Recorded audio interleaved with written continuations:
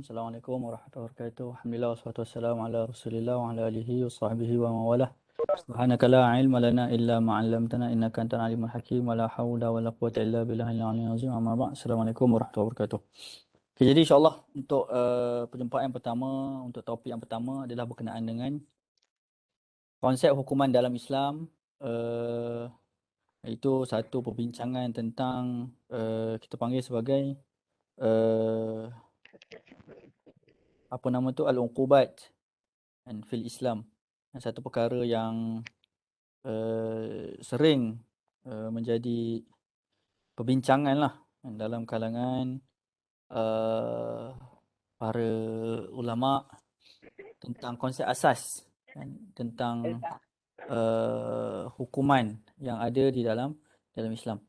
Jadi kalau kita lihat Allah SWT mensyariatkan ataupun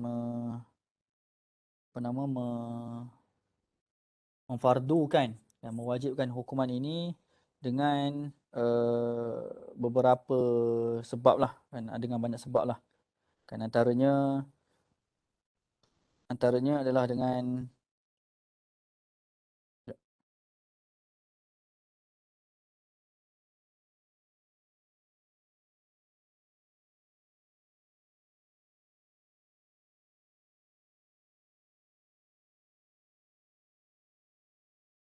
antara perkara yang utama adalah untuk menjaga maslahat manusia.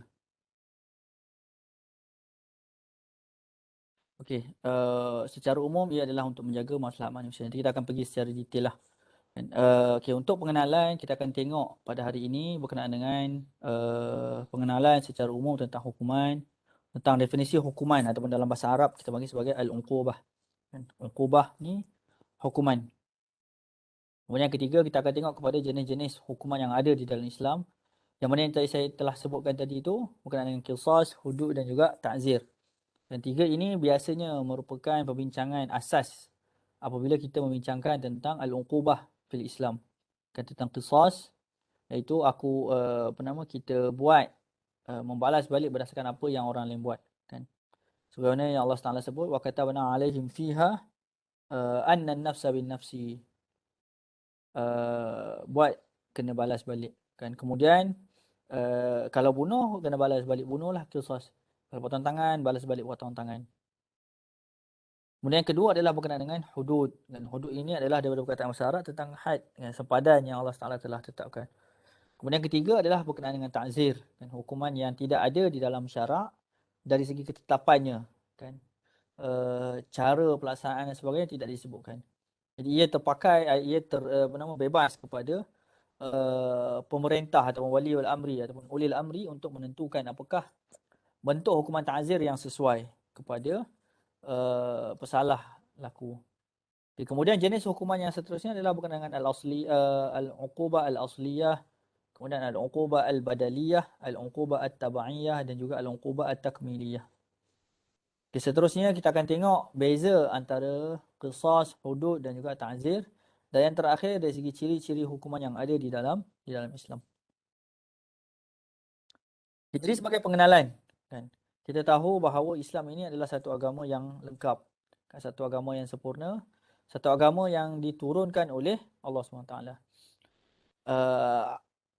Islam ini adalah satu agama para nabi kan. Semua nabi dia akan mendapat agama yang sama, iaitu agama Islam. Dan tetapi dari segi syariatnya ia berbeza. Syariat Nabi Muhammad SAW tidak sama dengan syariat Nabi Musa AS.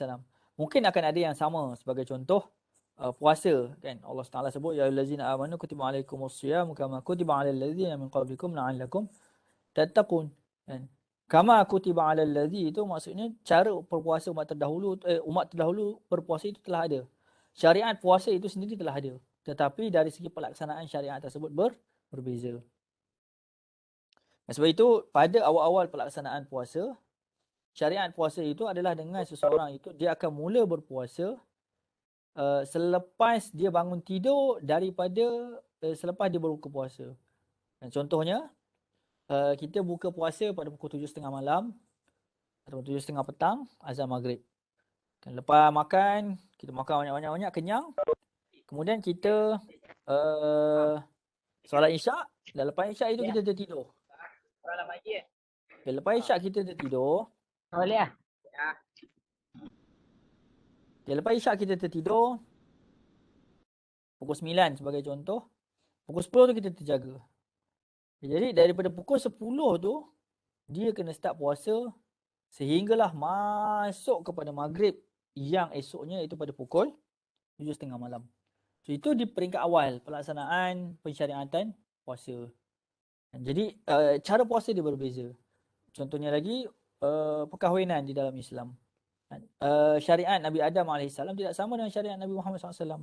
Syariat Nabi Adam boleh kahwin adik-beradik. Syaratnya kena berlainan perut lah. Allah SWT jadikan Hawa itu dia mengandung lelaki dan perempuan. So berkahwin itu dia bersilang perut. Kan? Bukan adik-beradik sekandung. Kan?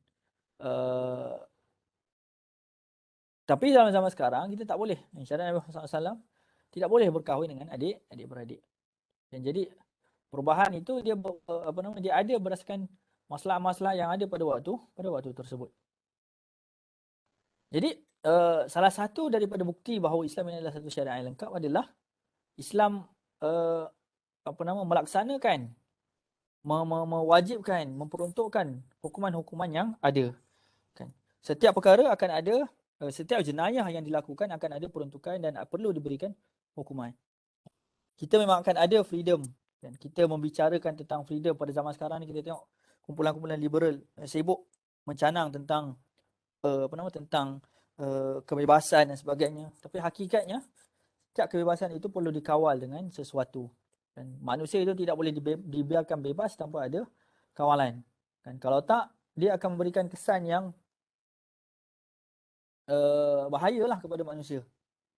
Jadi itu satu perkara yang kita kena ambil maklum. Kan bukan Islam tidak meraihkan mengiktiraf kebebasan. Islam mengiktiraf kebebasan, tetapi kebebasan yang berbatas, yang ada batasan, kebebasan yang ada sempadan.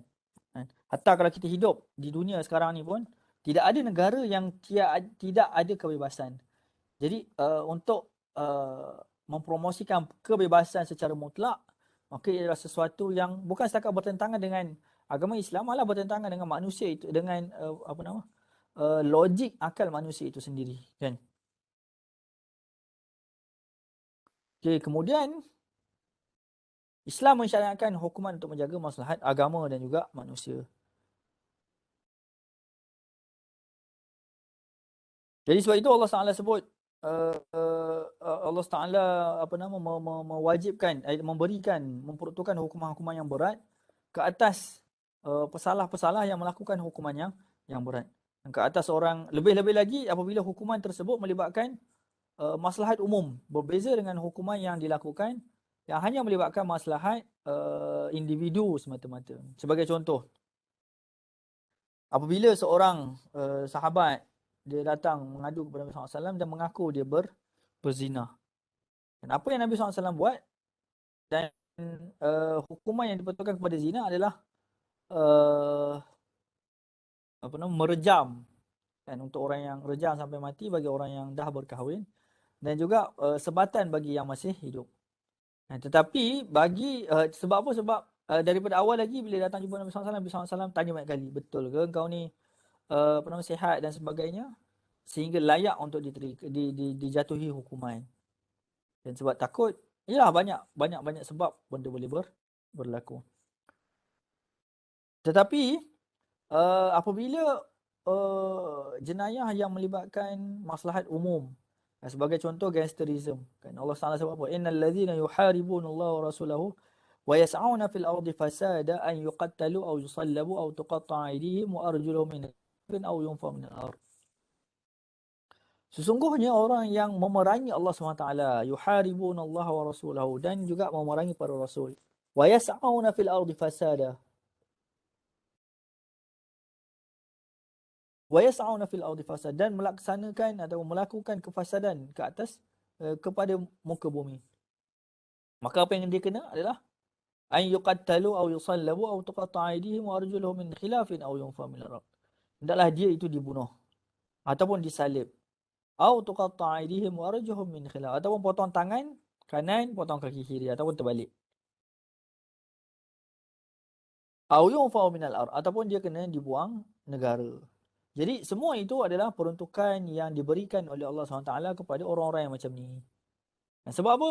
Sebab ia memberikan kesan yang besar kepada maslahat umum. Walaupun dia mungkin tidak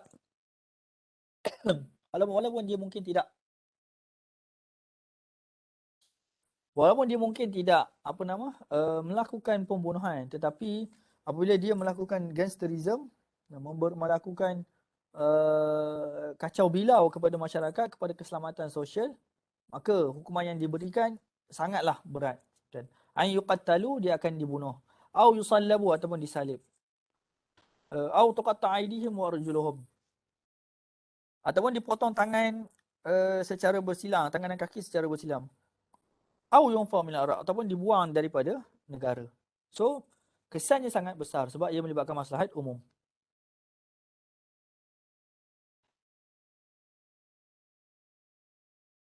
Okey, seterusnya kita akan pergi kepada definisi hukuman dan ataupun uqubah.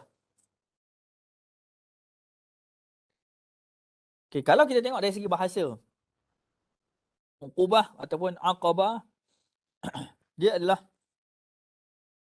uh, bawa maksud orang yang lewat atau orang ke belakang. Aqibah syai' ataupun melewatkan sesuatu, ataupun orang yang duduk di belakang sesuatu. Aqabah syai' selepas sesuatu. Kan? Jadi ia bermaksud melewatkan sesuatu. Ataupun dari segi bahasa juga, uqubah itu bawa maksud dosa. Maksudnya sesuatu yang berdosa. Dan apabila dia melakukan dosa, maka dia kena uqubah, kena hukuman. Sebab itu Allah Taala sebut, wa in aqabtum fa'aqibu bimithli ma uqibtum bih. Dan apabila kamu nak berhukum, fa'aqibu bimithli ma uqibtum bih, maka berikanlah hukuman berdasarkan ataupun sama dengan apa yang telah kamu lakukan, ataupun yang telah jenayah yang telah kamu lakukan. Okey, seterusnya kalau kita tengok dari segi definisi khusus oleh para ulama klasik berkenaan dengan hukuman ataupun berkenaan dengan ukubah ni, kita tidak jumpalah. Dan agak sukar untuk menjumpainya secara spesifik. Yang ada adalah berkenaan dengan definisi hudud dan juga definisi ta'zir dan juga definisi qisas. Yang tu ada. Definisi hukuman secara khusus itu tidak ada.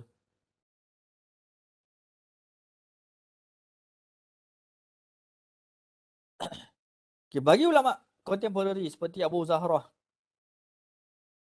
salah seorang ulama yang masyhur dalam era contemporary, ulama daripada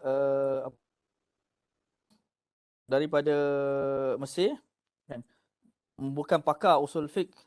So beliau mengatakan bahawa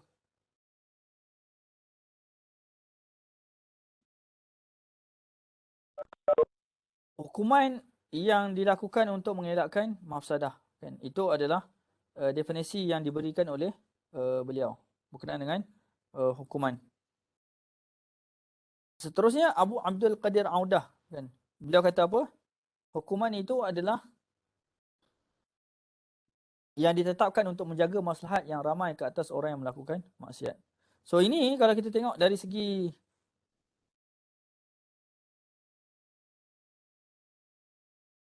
kalau kita tengok dari segi tujuan, kebanyakannya adalah melihat kepada tujuan.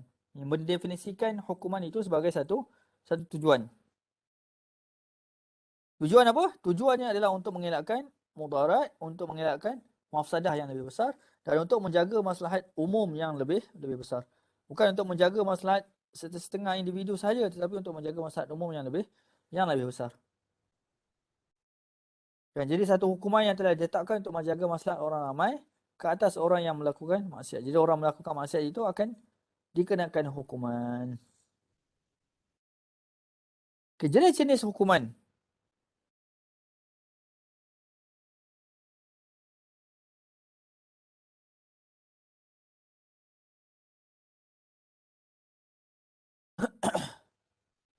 Jenis-jenis hukuman yang telah saya sebutkan tadi tu, kita ada qisas, kita ada hudud dan juga kita ada ta'zir.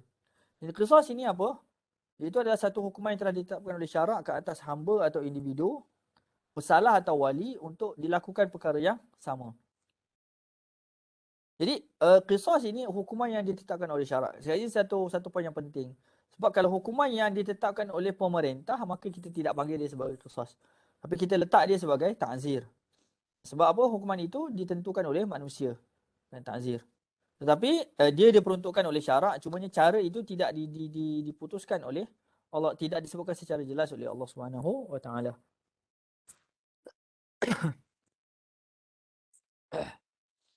Kemudian ke atas hamba atau individu. Jadi hukuman yang dijatuhkan ke atas manusia, kan. Kemudian uh, sama ada di dilakukan oleh pesalah ataupun wali, ataupun diperakukan oleh pesalah ataupun wali. Sebabnya kadang-kadang contohnya macam pembunuhan. So macam mana orang yang dah mati itu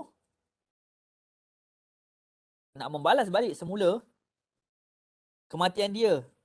Nah, macam mana orang yang dah mati itu nak membalas balik kematian dia. So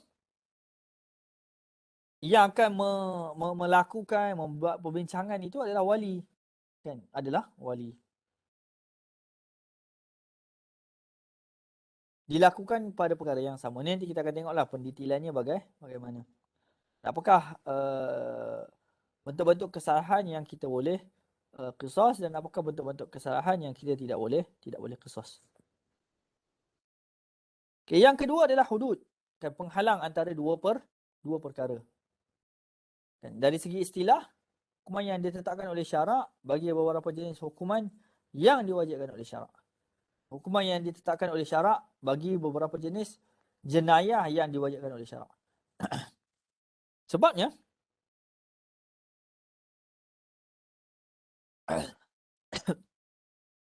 ada jenayah-jenayah yang tidak ditetapkan oleh syarak. Banyak jenayah-jenayah yang tidak ditetapkan secara jelas oleh syarak. Jadi apabila itu berlaku, maka hukuman yang diberikan kita tidak letak ia di bawah hudud, tetapi kita letak dia di bawah ta'zir. Sebab hukuman yang ditetapkan oleh syarak ke atas beberapa jenayah yang tertentu, sebagai contoh minum arak, sebagai contoh berzina, sebagai contoh hirabah tadi yang kita telah bincang. Semua itu akan terletak di bawah perbincangan hudud, hukuman hudud.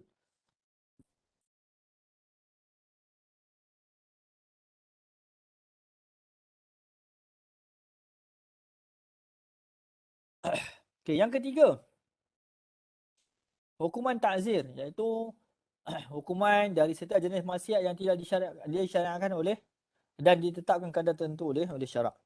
Jadi ini banyak, kan, ta'zir yang dilakukan oleh Allah SWT, yang boleh dilakukan oleh hakim ataupun oleh al-amri ke atas manusia bagi setiap maksiat yang dia lakukan, dan dengan kadar yang tertentu. Jadi semua ini memerlukan kepada kajian lanjut berkenaan dengan jarak, berkenaan dengan maslahat dan sebagainya dalam penentuan apa nama uh, penentuan maslahat umum daripada pelaksanaan ta'zir dan juga pelaksanaan qisas.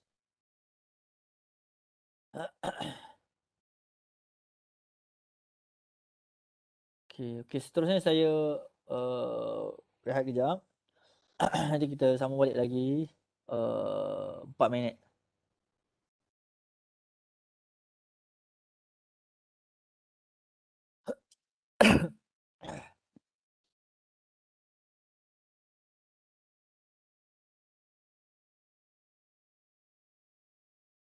Itulah.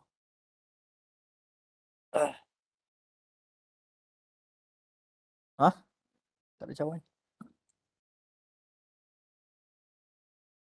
Susah sangat. Kau nak minum sikit je, tak apa. Okey je. Dah lah, okey je.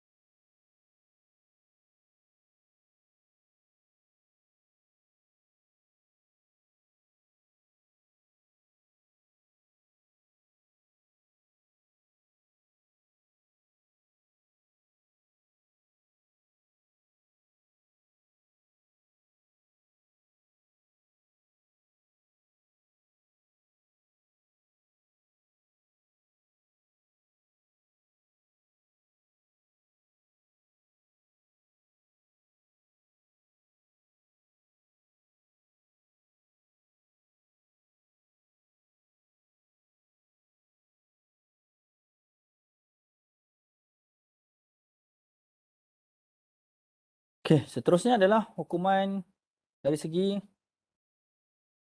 uqubah al-asliyah ataupun al-uqubah al-asliyah, iaitu hukuman asal, al-uqubah al-badaliyah, hukuman ganti, uqubah at-tab'iyah, hukuman yang mendatang, dan juga hukuman penyempurna, al-uqubah at-takmiliyah. Okay, hukuman asal ini adalah hukuman yang ditetapkan oleh Allah SWT dari segi bilangan, pelaksanaan, apa nama, cara, apa benda nak kena buat, nak kena potong sampai tahan mana. Itu dari segi hukuman al-uqubah al-asliyah kan. Iaitu qisas, diyat, rejam dan juga potong tangan. Kita akan tengok dari segi qiyas. Kita lihat dari segi qisas kan. Diyat, rejam dan juga potong tangan. Itu memang asal. Yang qisasnya Allah Taala sebut potong tangan, nyawa dengan nyawa, tangan dengan tangan, telinga dengan telinga dan sebagainya. Diyat, kita ada bilangan-bilangan tertentu yang Allah Taala telah tetapkan, yang Nabi Muhammad telah tetapkan, yang akan diberikan sebagai ganti kepada uh, mangsa bunuh ataupun mangsa kecederaan fizikal. Kemudian yang ketiga adalah segi rejam. Yang keempat adalah potong tangan. Keempat adalah potong tangan. Pun dijelaskan oleh Nabi SAW. Kemudian yang kedua adalah hukuman ganti, iaitu al-uqubah al-badaliyah. Sebagai contoh, diyat ini sebagai ganti kepada qisas. Untuk orang yang wali ataupun penjaga ataupun wali lah kita sebut dalam bahasa fiqh. Bila kita sebut bila kita sebut wali ni maksudnya adalah orang yang menjaga urusan lelaki tersebut ataupun perempuan tersebut yang telah mati dibunuh. Jadi mereka telah sepakat kan, daripada 5 orang wali sebagai contoh, ada beradik dengan ayah, mak dan sebagainya. Maka mereka sepakat untuk tidak mahu melakukan qisas dan mereka mahu mendapatkan bayaran daripada Nabi SAW. So, itu kita namakan sebagai al-uqubah al-badaliyah kan. Hukuman al-badal. Okay, kemudian yang ketiga adalah hukuman yang mendatang, iaitu al-uqubah at-tab'iyah. Hukuman yang mendatang iaitu larangan daripada pembunuh dari mendapat harta pusaka. Kita tahu bahawa Nabi SAW ada sebut, la yarithu al-qatil, tidak akan terbina apabila apa nama?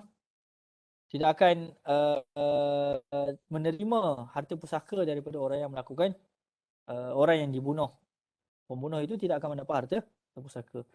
Lebih-lebih lagi apabila orang yang dibunuh itu adalah ayah dia sendiri. Jadi sebab itu Nabi SAW sebut, la yarithu al-qatil. Pembunuh itu tidak akan mewarisi harta apa-apa.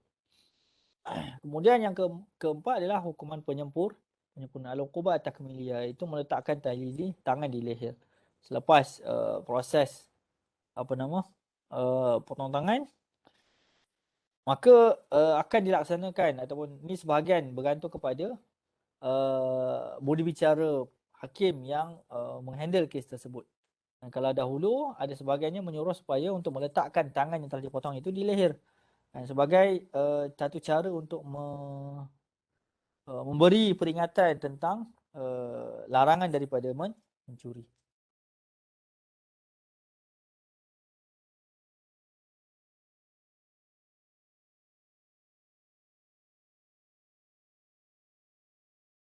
Okay, dari segi perbezaan antara qisas, hudud dan juga ta'zir. Untuk qisas, kita ada ketetapan yang telah ditetapkan oleh Allah SWT. Potong tangan sampai tahap mana, di pergelangan tangan. Kita akan potong di pergelangan walaupun ada, kita akan ambil yang paling rendah. Dan kalau potong itu di kawasan lengan, maka potongannya kalau seseorang mangsa itu dipotong di kawasan lengan, maka potong nanti qisas itu bukanlah pada kawasan lengan juga, tapi pada kawasan pergelangan tangan. Kita akan pergi kepada bahagian yang sendi yang lebih selamat. Jadi jadi itu adalah pada qisas. Kemudian qisas ini tidak boleh dimaafkan. Dan qisas jika dimaafkan oleh wali, maka hak itu berpindah kepada qisas ini boleh dimaafkan, dan bila dia maafkan maka hak itu akan berpindah kepada diat, maka boleh membayar atau menebus dengan diat. Okay, kemudian yang kedua adalah hudud, kan? Ketetapan ada, kan? Allah Taala ajar. Hudud itu potongan di mana, kan? Bilangan berapa ringgit, berapa dinar seseorang itu akan dipotong tangan. So kalau 1 dinar, 1/4 dinar, berapa ringgit harga semasa, kan? Supaya kita lebih faham tentang perkara tersebut. Dan hudud ini tidak boleh dimaafkan sebab ia adalah hak Allah SWT. Berbeza dengan qisas. Qisas ini adalah hak manusia, kan? Ada sebagian kata hak manusia dan juga hak musytarik. Iaitu hak yang berkongsi antara manusia dengan Allah SWT. Dan haqqul ibad wa haqqullah, kan? Dan hudud ini wajib dilaksanakan. Dan wajib dilaksanakan sama ada baik atau lambat, tetapi ia merupakan kewajipan yang perlu diletakkan oleh Allah SWT. Okay, kemudian dari segi ta'zir, ketetapan itu tidak ada, kan? Syarak tidak menetapkan sesuatu tentang berkenaan dengan ta'zir, tentang bilangan dan sebagainya. Semua itu terserah kepada pengurusan pemerintah atau pengurusan hakim yang melaksanakan atau mengendalikan kes-kes tersebut. Sebab itu kalau kita dalam mahkamah, mungkin dalam mahkamah biasalah, kan, apabila ada pesalah-pesalah yang hukumannya adalah menyertai aktiviti sekian-sekian di universiti sebagai contoh. So semua itu kita boleh katakan mungkin kalau ditakifkan adalah sebahagian daripada bentuk ta'zir. Okay, kemudian ketetapan tidak ada ditetapkan. Kemudian kemaafan boleh dimaafkan oleh hakim. Ta'zir ini boleh dimaafkan oleh hakim, tapi ia tidak wajib dilaksanakan oleh hakim. Okay, kemudian yang terakhir kita akan pergi kepada ciri-ciri hukuman yang ada di dalam Islam.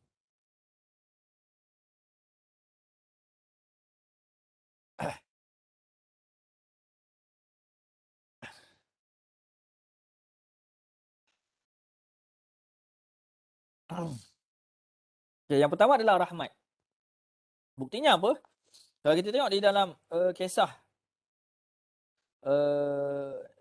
apa nama, ketika mana Nabi SAW didatangi oleh sahabat dan sahabiah Nabi SAW yang mengaku melakukan zina.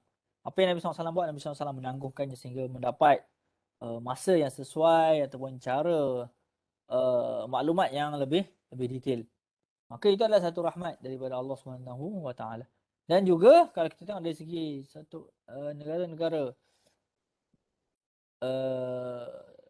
apa nama yang negara-negara di dunia ini semuanya akan ada hukuman, kan? Dan kalau kita tengok rahmat yang ada mungkin tidak sama dengan apa yang ada dalam Islam, kan? Dan pelaksanaan hukuman itu adalah tanpa adanya bias, kan? Jadi ia memberikan gambaran bahawa Islam itu adalah sangat adil. Kalau kita tengok ciri yang kedua, Islam itu adalah sangat adil, meletakkan sesuatu itu pada tempatnya. Setiap jenayah ataupun jenayah hudud yang dilakukan itu memberikan mempunyai peruntukan hukuman yang sangat spesifik ataupun yang sangat sesuai dengan ciri-ciri keadilan yang ada di dalam Islam. Kemudian yang ketiga adalah kesamaan ataupun musawah. Dan musawah ini kita tengok dari segi tangan kanan kena potong balik tangan kanan. Dan contohnya kalau orang yang OKU, orang yang tidak mempunyai tangan kanan, dia memotong tangan orang yang memotong pergelangan tangan orang yang mempunyai tangan kanan, maka tidak boleh dilakukan qisas sebab tangan kanan okey itu tidak ada. Maka daripada qisas tadi itu dia akan berpindah kepada apa nama pembunuhan. Jadi itu satu perkara yang perlu diambil berat oleh pihak yang berkaitan lah. Kemudian yang keempat adalah menjaga kemuliaan manusia.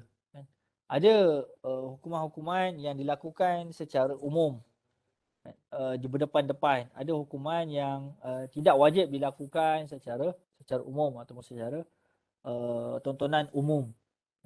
Kemudian yang terakhir adalah untuk menjaga maslahat umum. Dan ini kita telah bincangkan di awal Kelas tadi itu tentang maksud maslahat umum. Maslahat umum adalah sesuatu yang mencakupi keseluruhan manusia, kan? Sama ada dia itu Muslim ataupun tidak Muslim. Dan sebagai contoh, apabila hirabah itu ada wujud, maka manusia dia tak adalah pergi buat sebagaimana yang kita tahu. Tetapi manusia itu maslahat umum adalah sesuatu yang sangat-sangat perlu difikirkan ataupun yang sering difikirkan oleh manusia. Kita sendiri bila kita buat keputusan, maka kita akan buat keputusan berdasarkan maslahat umum yang terlebih dahulu. Sebelum kita fikirkan tentang maslahat diri kita. So, itu juga yang ada pada hukuman di dalam Islam. Mereka nak menjaga maslahat umum, menjaga manusia-manusia lain yang tidak terlibat dengan jenayah-jenayah tersebut, yang menjadi mangsa-mangsa tersebut. Manusia-manusia yang tidak mempunyai power dan sebagainya. Dan mereka itu perlu dijaga, perlu dikawal, perlu dibela dengan undang-undang yang ada di dalam Islam. Okay, jadi ini dari segi rujukan. So, itu sahajalah daripada saya untuk topik yang pertama. Untuk topik yang kedua dan ketiga nanti saya akan kongsikan rakaman berkaitan apabila ia telah siap dirakam dan saya telah muat naik ke dalam YouTube untuk kamu semua tonton. Okay, ada apa-apa soalan?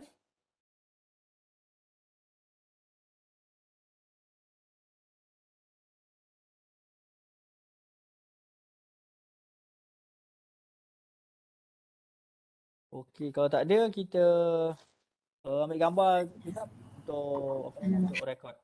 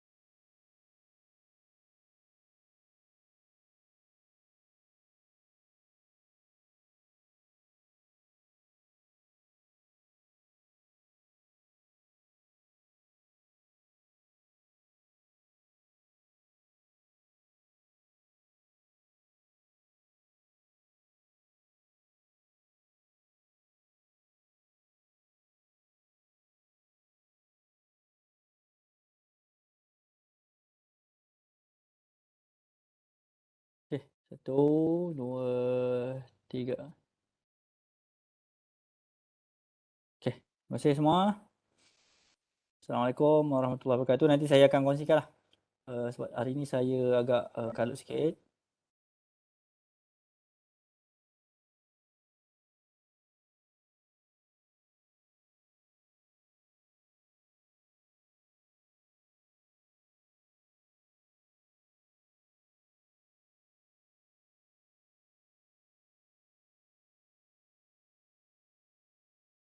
Okey, terima kasih semua.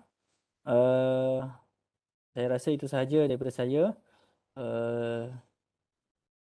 Jadi saya minta maaf sebab hari ini saya agak kalut sikit. Saya ada majlis keluarga. Jadi nanti untuk rakaman bab topik 2 dan 3 nanti saya akan upload. Dan mungkin untuk kelas lepas ini berdasarkan perancangan pelan yang telah saya susun lah, insya-Allah. Jadi terima kasih semua. Kalau ada apa-apa soalan boleh ya. Boleh share ke yang doktor tunjuk tadi tu? Nanti saya akan bagikan. Okey. Kalau sempat nanti saya akan bagi Untuk kehadiran ni saya screenshot macam ni lah tadi tu.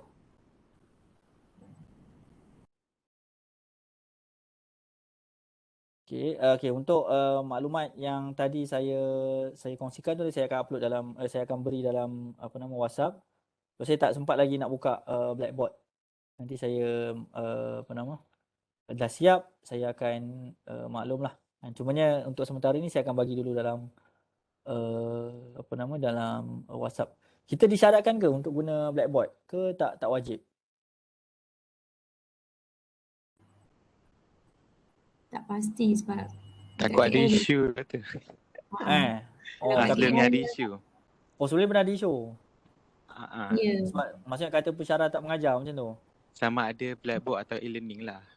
Oh, okey. Ya. Tak apa. Nanti saya kalau macam tu saya bagi dulu dalam WhatsApp untuk sementara ni. So yang lain tu nanti saya upload dalam e-learning je lah. Dalam Blackboard insya-Allah.